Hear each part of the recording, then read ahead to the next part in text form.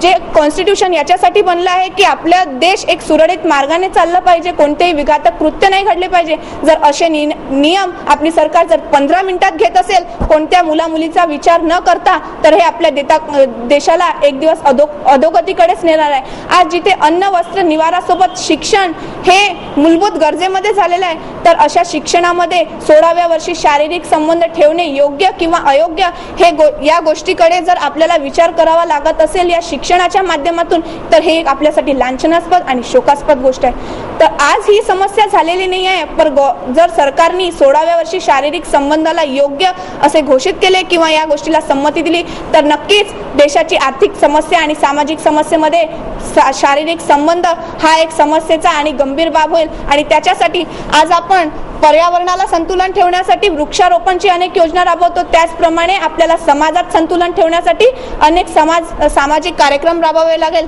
हे सांगण्यास कोणा ज्योतिषाची गरज आपल्याला भासणार नाही. शेवटी या संवादामध्ये मी माझे ठामपणे मत एवढेच मांडू इच्छिते की वयाच्या 16व्या वर्षी शारीरिक संबंध ठेवणे हे कृत्य अयोग्य आहे, अयोग्य आहे, अयोग्य आहे. धन्यवाद. मी असं म्हणतो की या ठिकाणी म्हटलं की हा विषय का आला, प्रत्येक गोष्ट म्हणजे हा लैंगिक शिक्षणास लैंगिक संबंध प्रस्थापित करण्यासाठी 16 वर्ष द्यायचा हा प्रश्न कुठून आला हे आपण घेतलं पाहिजे. की बलात्काराचं प्रकरण वाढतं आहे, हे प्रकरण कुठे थांबलं पाहिजे, मग 16 वर्ष आम्ही द्यायचं हा निर्णय त्या ठिकाणी आला. मला असं वाटतं की माझ्या मनात फार माझा चौथीचा माझा भाऊ आहे, चौथीचा 5वीचा भाऊ आहे, त्याच्या मनामध्ये फार राष्ट्राभिमान आहे. त्याला वाटलं की नाही मला युद्ध करायचं आहे, माझ्यावरती आक्रमण होतं, मला युद्ध करायचं आहे. मग सरकारला असं वाटलं की अरे अरे चौथीतल्या मुलांना फार अभिमान झाला आहे, त्याला असं वाटतं की आपण गेलो पाहिजे, देऊन टाका त्याला युद्ध. आम्ही शस्त्राच्या हाती द्यायचे का? हा निर्णय आहे का? अजिबात नाही. ज्या वयामध्ये त्याला शिक्षण दिलं पाहिजे त्या वयामध्ये त्याला शिक्षण दिलं गेलं पाहिजे. ज्या वयामध्ये शस्त्र द्यायचे त्याच वयामध्ये शस्त्र गेलं पाहिजे. आम्ही तालिबानी नाहोत, आम्ही भारतीय आहोत. विषय कसा होतो की मला तसं वाटतं की अजमल कसाब आणि अफजल गुरुला फार लवकर फाशी दिल्या गेली, कारण आमच्या इतिहासात ते नाही आहे हो. फार लवकर फाशी दिल्या गेली त्या माणसाला. मला असं वाटतं की अजून थोडा दिवस आम्ही केलं असतं ना तर अजून चांगलं वाटलं असतं, अजून खर्च झाला असता, अजून VIP लोकांसारखे आम्हाला मिळालेच होते. पण तिच्यावरती जर आम्ही चांगले कायदे आणले, त्याच्यावरती समुपदेशन केलं, शिवाजी महाराजांचं आम्ही उदाहरण घेतलं पाहिजे.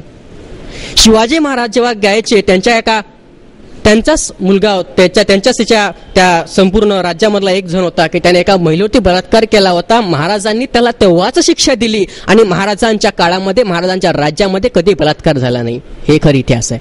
हा इतिहास आम्ही जाणला पाहिजे. मग महाराजांना असं वाटलं असतं की अरे बलात्कार होत आहे ना, सरसकट बलात्कार नाही होऊ शकत, द्यायचं का? मी विचार करण्याची खरी गरज आहे. महात्मा फुलेंनी जे कार्य केलं, महात्मा फुलेंना विरोध झाला. महात्मा फुलेंना असं वाटलं असतं की जे सुशिक्षित लोक आहेत त्यांना सरसकट द्यायचं आणि आपण या ठिकाणी आपण शाळा चालू करायची. प्रश्न मिटला असता का हो? अजिबात नाही. संपूर्ण गोष्टीचा आम्ही विचार केला पाहिजे. अनेक गोष्टी आहेत या ठिकाणी. मला या अनेक देशांचे आले की ओशोंचा या ठिकाणी उल्लेख झाला. आदरणीय व्यक्तिमत्व आहे, तत्वज्ञान त्यांनी सांगितलेलं आहे. अनेक गोष्टी आम्ही त्यांच्याबद्दल वाचलेलं नाही आहे, पण चित्रलेखामध्ये एक आहे की शिला नावाची त्यांची सेक्रेटरी होती, त्यांनी संपूर्णपणे ओशोंचं जे चरित्र आहे त्यांच्यामध्ये घालवलेले दिवस आहे आणि लैंगिक जे काळ त्यांच्याकडे आलेला आहे तो पूर्ण त्यांनी वाचला पाहिजे. ओशोंनी अमेरिकेमध्ये फार मोठं एक तयार केलेलं होतं त्या ठिकाणी, आणि त्यानंतर त्यांनी प्रयोग पुण्यामध्ये राबवण्याचा प्रयत्न केला, पण त्या ठिकाणी विरोध झालेला आहे, कारण आम्ही भारतीय संस्कृतीमध्ये असं जगतो म्हणून ह्या संपूर्ण गोष्टीचा आम्ही विचार केला पाहिजे. आम्ही आमची संस्कृती रुद्राक्षाप्रमाणे आम्ही ती जगवण्याचा आम्ही प्रयत्न केला पाहिजे.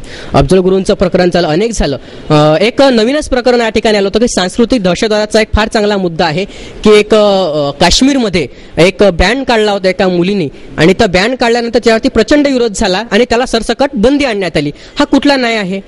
आणि तिथले जे उमर अब्दुल्ला आहे त्यांनी सांगितलं की एका बाजूला तालिबानी आपल्या अभिव्यक्ती स्वातंत्र्याकरता लढतात आणि एका बाजूला विरोध करतात, हा दोघलेपणाचा लक्षण आहे असं उमर अब्दुल्लांचं हे वक्तव्य होतं. पण त्या उमर अब्दुल्लांचे वडील आणि आजोबा त्याच तालिबानांच्या पायाखाली लोळून घालत होते. हा न्याय आहे का? अजिबात नाही. त्या ठिकाणी त्या उमर अब्दुल्लांनी त्या महिलांना समर्थन करण्याची गरज होती, त्यांचे समुपदेशन करण्याची गरज होती, राज्याचे समुपदेशन करण्याची गरज होती, त्यांचं काउन्सिलिंग करण्याची गरज होती, ज्या माध्यमातून एक वेगळा विचार, एक वेगळा थॉट्स जम्मू काश्मीरने जगासमोर मांडला असता, हा खऱ्या अर्थाने इतिहास निर्माण झाला असता आणि स्त्रियांना एक सक्षम पाय निर्माण झालं असतं. आणि हे कायदे येतात आणि कायदे न्यायप्रविष्ट होतात, त्यामुळे आपल्याला अनेक कायद्यांना अनेक पायरी असतात, अनेक मार्ग निर्माण होतात. एक नवीनच कमल हसनचा एक विश्वरूपण नावाचा चित्रपट निघाला होता, त्याच्यामध्ये तालिबानांनी अन्याय आणि अत्याचार दाखवण्यात आले होते आणि आपल्याच लोकांनी त्याला विरोध केला, पण प्रत्यक्षात तो पिक्चर कोणीही बघितला नाही, कोणी त्याचा अभ्यास केला नाही. पण मात्र यानंतर त्यांनी जयललिता त्यामध्ये आले आणि त्यांनी हे प्रकरण संपूर्ण प्रकरणे न्यायालयामध्ये गेला आणि ते प्रकरण न्यायप्रविष्ट झालं आणि जे विचार लोकांपर्यंत यायला पाहिजे होते ते आले नाहीत. अशा रूपाने ते विचार कुठे खुंटले गेले. अशावेळी असा निर्णय घेणे आणि त्याच्यावर काहीही न करणे हा फार मोठा चुकीचा निर्णय आहे असं मी या ठिकाणी माझं ठाम मत मी या ठिकाणी मानतो. आणि जे सगळं काही होत आहे असं होऊ नये आणि हे झाल्यानंतर पश्चाताप आणि डोकं पाडण्याची पाळी आमच्यावरती येऊ नये म्हणून सूरज भट म्हणतात की इतक्याच मला जाताना सरणावरती करले होते, मरणाने केली सुटका, जगण्याने छळले होते. असं होऊ नये असंच मी मानतो आणि माझे या ठिकाणी 2 शब्द संपवतो. धन्यवाद. धन्यवाद मयूर. वयाची जाणीव असल्या पाहिजे हा खूप उत्तम विषय मयूर चौधरी यांनी आपल्यासमोर मांडला आणि अभ्यासपूर्ण विवेचन करून आपल्या सर्वांना एक आणखी दुसरी दिशा दाखवण्याचा प्रयत्न केला. पण आता ही दिशा कुठे जाते हे जाणून घेऊया वर्धेवरून खास आलेले नरेंद्र लोणकर यांच्याकडनं. विषय अतिशय संवेदनशील आहे आणि प्रत्येक व्यक्ती हा प्रत्येक शब्दाचा अर्थ काढतोय. मित्रांनो, ही चर्चा अशीच रंगत पुढे चालवायची आहे. मी जातोय नरेंद्र लोणकर. विषय सरळ आणि सोपा आहे की 16व्या वर्षी सहमतीने शारीरिक संबंध ठेवण्यास दिलेली परवानगी योग्य की अयोग्य. योग्य ही सत्य बाजू आहे आणि ती सत्य बाजू मांडताना मी 2 उदाहरणं देईल जे आपल्या सर्वांच्या डोळ्यासमोर आहे. म्हणजे नेमकं या कायद्याने ज्या 2 घटना घडल्यात त्यावर कसल्या पद्धतीने परिणाम होईल व समाजाला हा कायदा कसा पोषक असेल हे मी या 2 उदाहरणांच्या द्वारे सिद्ध करून देतो.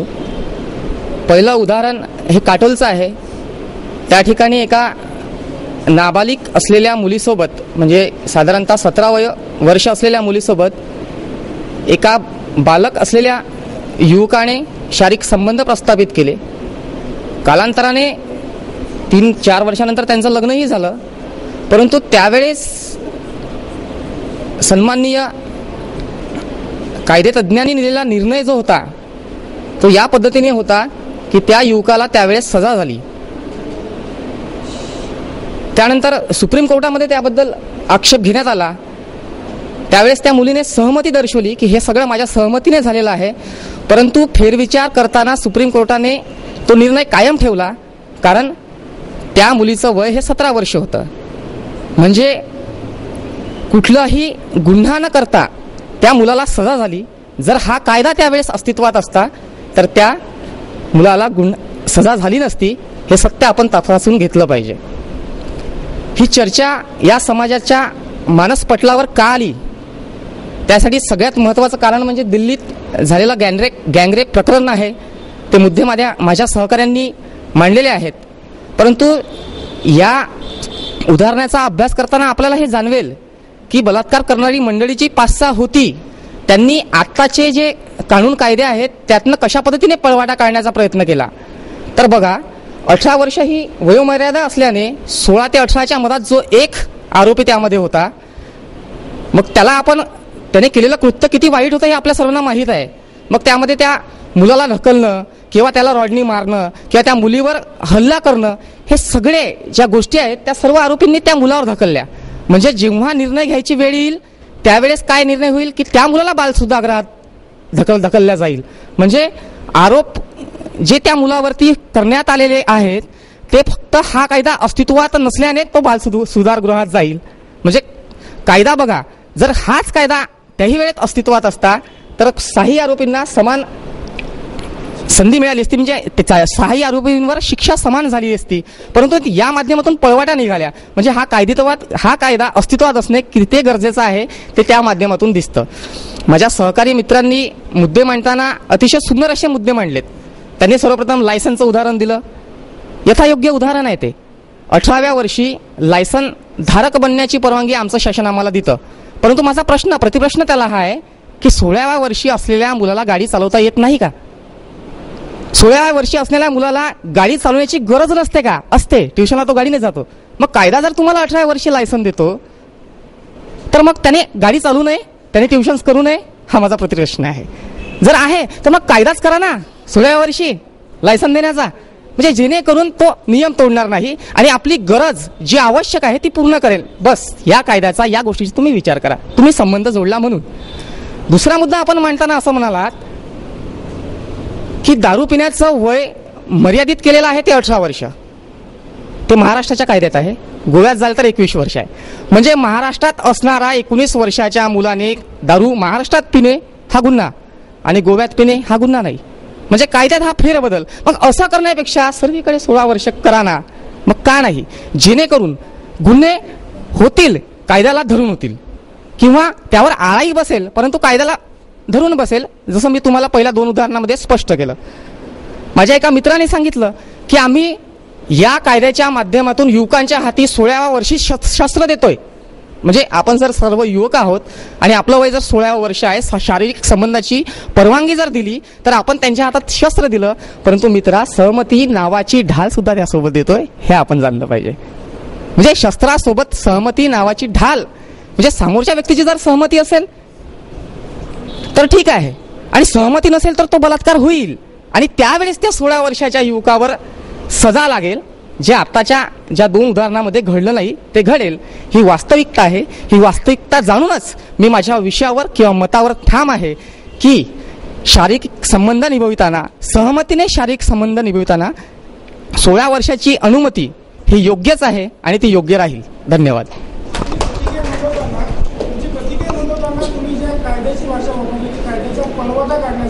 हा 16 वर्षाची वयोमर्यादा निश्चित झाल्यानंतर सहमतीने सेक्स झाल्यानंतर सदर मुलीने जर त्यानंतर बलात्काराचा आरोप लावला तर, सहमतीने सेक्स झाल्यानंतर मुलीने बलात्काराचा आरोप झाला तर मग त्यामध्ये या बाजू असतील की त्या मुलीला आमिष देऊन त्या पद्धतीची सहमती केलेली आहे, त्या मुलीवर बळजबरी करून त्या पद्धतीची सहमती केली आहे, का त्या मुलीला लालसा देऊन किंवा त्या मुलीला धोक्यात ठेवून. आणि जर अशी परिस्थितीत त्या मुलीवर ती सहमती झाली असेल आणि नंतर तिने जर आपलं मत मांडलं की ही माझ्या सहमती नसून असहमती आहे किंवा माझ्यावर बळजबरी झालेली आहे, लालसेने माझ्यासोबत हे झालेलं आहे, आमिष देऊन माझ्यासोबत अशा पद्धतीने झालं आहे, तर मग तो गुन्हेगार ठरेल ना.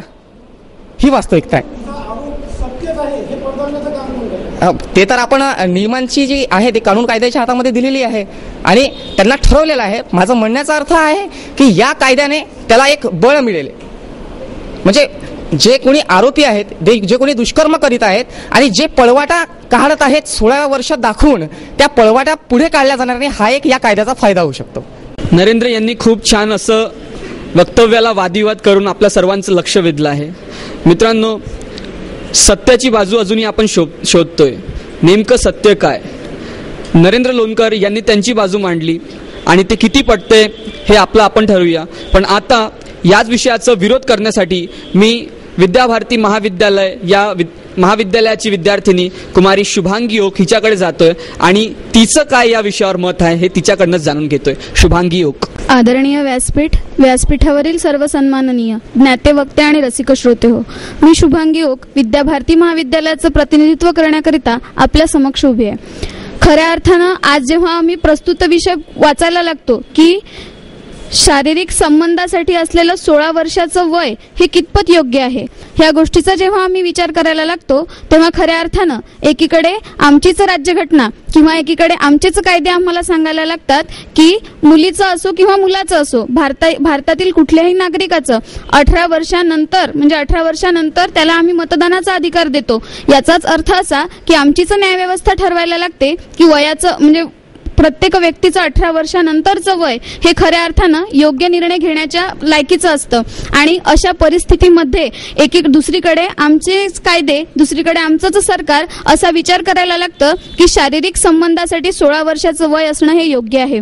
खरोखर या विषयाची प्रतिकूल परंतु वास्तविकतेची अनुकूल बाजू आपल्यासमोर मांडत असताना मला या ठिकाणी सांगावंसं वाटतं की जिथं आपण बघतो की आमच्याच संस्कृतीमध्ये जेव्हा सांगितलं जातं की माझा एक मित्र म्हणाला की शिवाजी महाराजांच्या काळामध्ये काय होत होतं, जिथं ज्या शिवाजी महाराजांच्या काळामध्ये सुभेदाराची आणलेली सून आमचेच शिवाजी महाराज तिची खणा नारळानं ओटी भरून तिला परत पाठवतात आणि त्याच महाराष्ट्रामध्ये, त्याच भारतामध्ये आज आम्ही शारीरिक संबंधांसाठी 16 वर्षाचं वय ठरवायला लागतो. हे कितपत योग्य आहे याचा विचार आदरणीय व्यासपीठाने करायचा आहे.